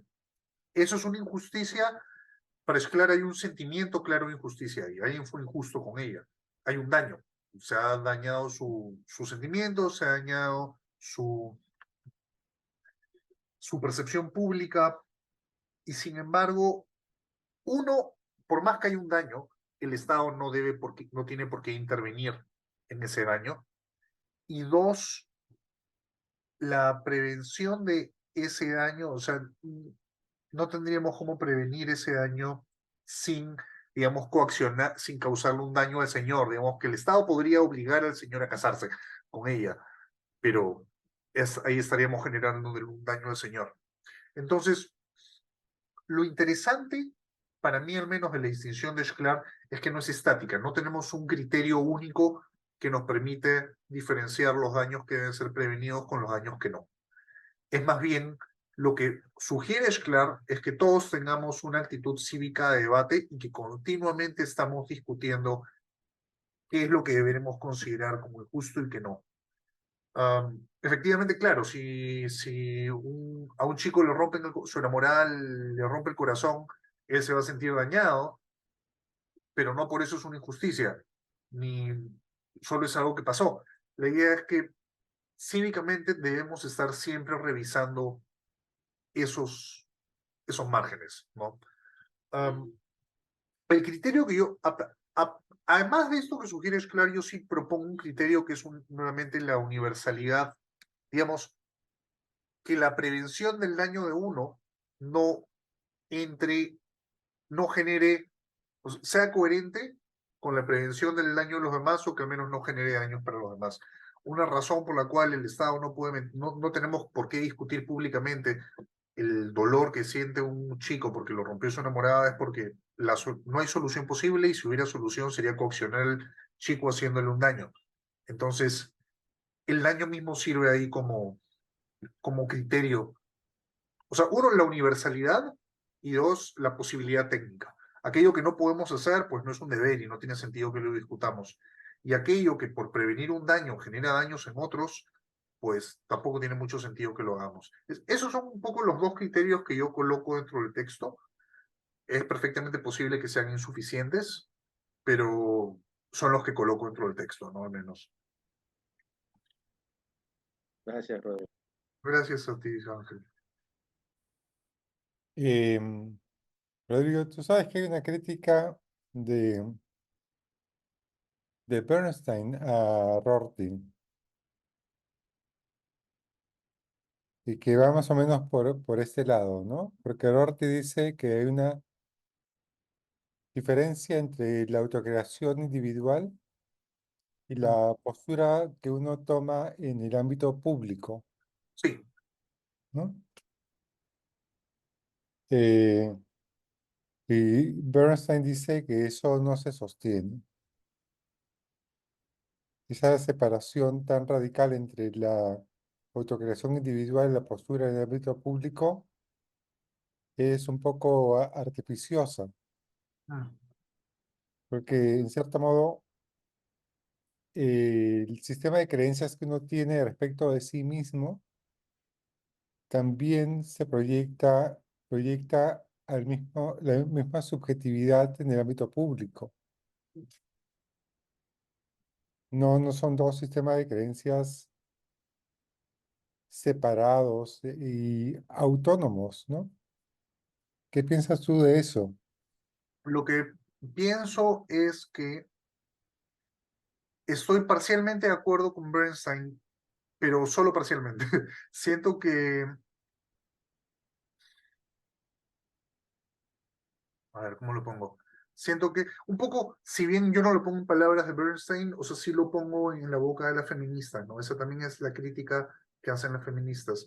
Lo público, o sea, inclusive el vocabulario que consideramos privado es a la larga gestado en espacios públicos a través, o sea, todo el lenguaje público, ¿no? Si no, no tiene sentido. La idea, Wittgenstein lo deja claro, la idea de un lenguaje puramente privado, que solo yo entiendo, es un absurdo. No sería un lenguaje. Pero, y sin embargo, me parece que el alcance de esa crítica es limitado, porque sí es verdad que nosotros, o sea, yo puedo tener juegos lingüísticos con mi enamorada, o con mi esposa o con mis amigos, que solo yo y mis amigos comprendemos, que son esenciales a mi creación. Y por supuesto que esos lenguajes y ese vocabulario, esa microforma de vida, es parasitaria de formas de vida más complejas. Pero sí, a pesar de eso, también es verdad que hay que esa forma de vida específica que solo es comprensible a partir de su relación con formas de vida exteriores más complejas, con nociones de amistad en general, con nociones de pareja en general, aún así sigue siendo algo que solo yo y las personas involucradas somos hablantes competentes. Solo los juegos de lenguaje específicos que yo tengo con mi esposa, solo yo y ella somos hablantes competentes de dichos juegos de lenguaje, por Sí, más entiendo, que hayan entiendo. sido creados. Pero fíjate, ¿cómo se llama? Por ejemplo, eh, la idea de que seas, por ejemplo, partidario de la democracia en el ámbito público, pero partidario de un trato denigrante con tu enamorada o con tu esposa Sí, en el ámbito privado, eso sería compatible con la ironía que Rorty está presentando. Pero hay algo raro en eso. Eh, no sé si me hago entender, digamos, de mejor manera. Y ahí va la crítica de Bernstein a Rorty, que no sí, puede separar tanto, digamos, el ámbito privado con su sistema de creencias sin del ámbito público. Es decir, en cierto modo sigues siendo la misma persona que lleva un sistema de creencias también fuera de la casa. estoy de acuerdo, o sea, estoy de acuerdo en principio con Bernstein, como digo, o sea, sí, lo, el, recuerdo cuando leía a Rorty, Rorty usa palabras bien fuertes. Me parece que dice algo así como que son lenguajes que son inconmensurables, el público del privado, que son irreconciliables. Me parece que es un modo excesivamente fuerte de hablar de parte de Rorty porque, porque no lo son. O sea, hay vasos comunicantes siempre. Estoy de acuerdo con la crítica de Bernstein, pero como insisto, es, creo que es limitada. O sea, creo que aún así es verdad que hay metáforas que yo utilizo para mi creación personal que son coherentes con, o sea, no entran en contradicción con mi creencia pública, pero no se derivan de mis creencias públicas. O sea, la percepción que yo pueda recibir de unos cuadros y cómo esos cuadros son importantes para mi percepción de mí mismo y quién quiero ser, no tienen que ser coherentes. O sea, no deberían entrar en contradicción con lo que yo creo en el espacio público, pero tampoco tiene por qué ser derivado de lo que yo creo en el espacio público, ni tiene por qué, ni tienen que ser parte del mismo juego de lenguaje. Eso es al menos lo que yo considero. Ujú. Bueno, sería cuestión de revisar el texto de Bernstein, digamos, cuál es su posición, ¿no? Sí, también. De repente podrías ahí enriquecer un poco la discusión que estás llevando a cabo, ¿no? Sí, es una crítica de... Quien tiene la referencia, me parece más clara de dónde está eso, es Gonzalo. Se la pediré. Gracias. No sé si tú sabes dónde está esa crítica, Ronald. No, De no Bernstein la, a no la Rorty. recuerdo. Yo quería solamente añadir una cosa porque lo que comentó Ángel me parece interesante acerca de cómo es que el criterio de injusticia es gaseoso, porque sí, o sea, estaba pensando en, claro, em, y tiene que ver pues con el uso del poder, ¿no? O sea, con el uso legítimo del poder, ¿no? Entonces, claro, si alguien me roba mi teléfono, me roba mis pertenencias, entonces interviene el Estado porque eso es una injusticia y entonces tienen que restituirme a mí mis propiedades y tienen que encarcelar a la persona, ¿no? Eh, claro, yo no puedo decir cuando te parten el corazón, cuando la chica te dice no quiero salir contigo, la chica pues el Estado no la va a perseguir, ¿no? Ya. Pero hay casos en donde eh, eh, ¿no? Está caminando una señorita y un señor le lanza un piropo inapropiadísimo y la sociedad ha llegado a la convicción de que eso es acoso. Mm. Y entonces hay que, ¿no? Interviene el poder público eh, y reprende a esta persona, ¿no? No sé si hay pena efectiva por eso, pero hay delito, Sanción de algún tipo. ya, es delito. Entonces, claro, y sin embargo uno podría decir, pero ese es un asunto de moralidad. Eso es un asunto de moralidad. Es como si quiero decir, alguien podría argumentar de esta manera. Es como si el Estado empezara a encarcelar a los infieles. Eso es un asunto de moralidad, pero no. Precisamente por eso los asuntos de, o sea, cuando Mire, leía, amiga. cuando leía el texto de Rodrigo, pensaba en esto, ¿no? Em, claro, Kant por eso divide entre libertad exterior y libertad interior, ¿no? Y en donde entra el derecho es en los asuntos de la libertad externa.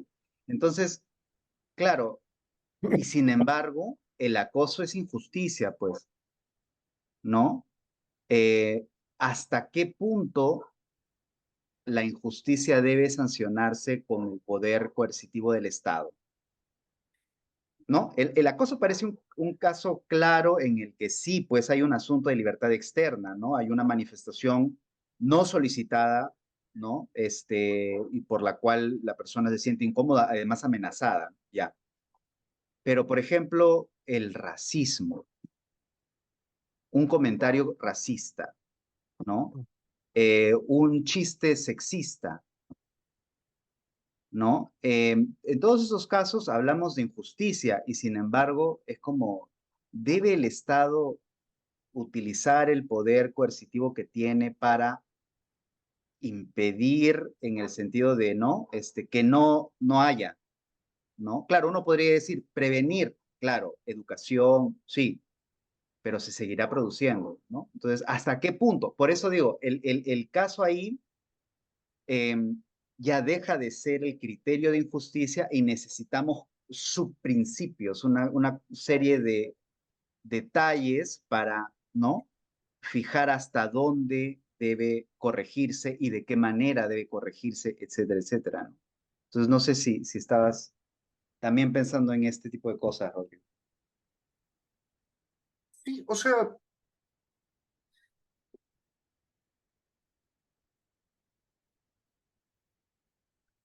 comprendo, o sea, comprendo la distinción entre o sea, creo que efectivamente el ejemplo del acoso no es el más adecuado, porque, porque claro, si una cosa es, si le gritas es una mujer en la calle, es acoso, pero no es punible, es solo moral. Pero cuando dices en tu trabajo, ahí de la nada sí es punible. Entonces, de hecho es un ejemplo interesante, porque ¿qué es lo que hace que en el trabajo lo haga punible en el trabajo y no en la calle? No, perdón, pero ahora es punible en la calle. O sea, si tú haces ese comentario en la calle, eso es delito, ahora, al menos en la legislación peruana. Bueno, o sea, ese es justamente un poco el punto. Siento que no puedo dar una respuesta porque un poco el espíritu del texto es que no, el criterio sea movible, justamente. Ese es, o sea, no puedo decirte, esto es lo que siempre lo va a determinar, sino más bien a lo que nos anima a Shklar, y yo lo saco de ella, es justamente tomar estos ejemplos de el tipo de cambio, de algo que antes podía ser previsto, que meramente habremos decidido que es intolerable. Saber que era desagradable lo era hace tiempo. Ahora hemos decidido que se puede prevenir. Lo hemos discutido un montón, hemos discutido que se puede prevenir, qué ventajas hay, qué desventajas hay, pero el criterio siempre parte de esta sensación de desconfort. Ya, sí entiendo. A ver, el criterio es desplazable, Sí, pero ¿cómo se llama? Pero no es arbitrario. sí, Eso tiene que ver con cómo se llama, con el alcance del debate público en una época determinada, exacto. ¿no? Entonces, ¿cómo se llama? Es posible encontrar los criterios que están detrás del criterio grande, ¿no? Aquí y ahora. ¿Cuáles son los criterios que utilizamos aquí y ahora? Exacto. Es, en ese sentido, Si es determinable, claro, o sea, pero en una discusión actual, o sea, en ese sentido, el claro, y propuesta de bien, más adelante puede haber puede Otro. avanzar la discusión, digamos. Es rorteana también por recoger el comentario del señor Ángel, también es rorteana en el sentido que es etnocéntrica. Es una definición falibilista etnocéntrica de la discusión. Partimos siempre de los criterios ahorita de lo que consideramos que nos importa como comunidad. Y eso va a ir cambiando, ¿no? Lo Pero cual también es, ¿cómo se llama? Pero también es la posición de Rawls. Porque Rawls dice, ¿cómo se llama? Mi teoría de la justicia no es una teoría de la justicia para toda sociedad en general. Es para las sociedades democráticas contemporáneas. Sí, o sea, la última parte en la que comentas esta diferencia entre liberalismos metafísicos y liberalismos irónicos, creo que así lo fraseas, sí, así es. eh, o sea, a mí Rorty cuando hace esas cosas me parece como, ¿quién entra pues en un liberalismo metafísico? ¿Quién es un liberal metafísico hoy? ¿No? O sea, no No hay. hay pues, a eso voy. Entonces, en realidad, el problema, o sea, gracias, Luan, nos vemos. El problema que yo veo es que Vamos el, terminando la reunión sí, también, que ya es el tarde. debate, el debate ahí es, no, digamos, sí, pues no es ese debate. Me parece que el debate es cómo determinamos los criterios para decidir qué cosa es justo y qué cosa no. Ahí está ese debate. Por eso es que Rawls es como, sí, pues entra más a los detalles. Y claro, el Shklar tiene esta idea de que lo mejor sería empezar por detectar injusticias, Sí. ¿no? Esa es otra estrategia, ¿no? Es otra estrategia. Pero por eso a mí me parece que el criterio de la injusticia, o sea, diferenciar injusticia e infortunio es como intentar, ¿no? Matar una mosca con un cañón. Entonces, claro, ¿no? No entiendo, definitivamente. O sea, Sklar no nos da ese criterio abstracto. Meramente nos llama a tener esa discusión.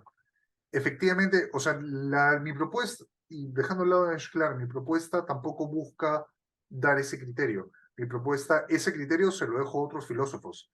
Y cuando identifiquemos como comunidad un daño que consideramos que puede ser evitado, tendremos criterios específicos de los filósofos que estén de moda y que hayan sido sugerentes en el momento y que hayan movido nuestras intuiciones morales.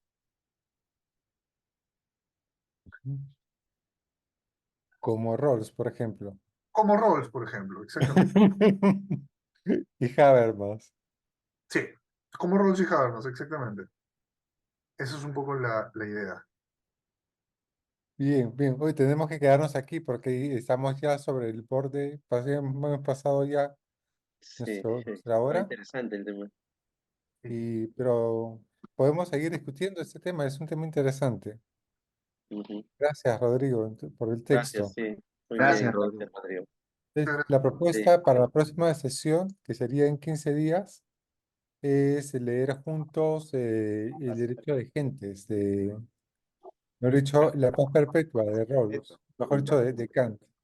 Por mí, perfecto. Ujú. ¿Ya? Perfecto. Muy Vamos. bien, Lectura, comentarios. gracias. Listo, Nos gracias, vemos. gracias, Rodrigo. Sí. Gracias a todos. Gracias, Gracias. Ronda. Ronda, tú envías el texto, ¿no? Tú siempre lo envías.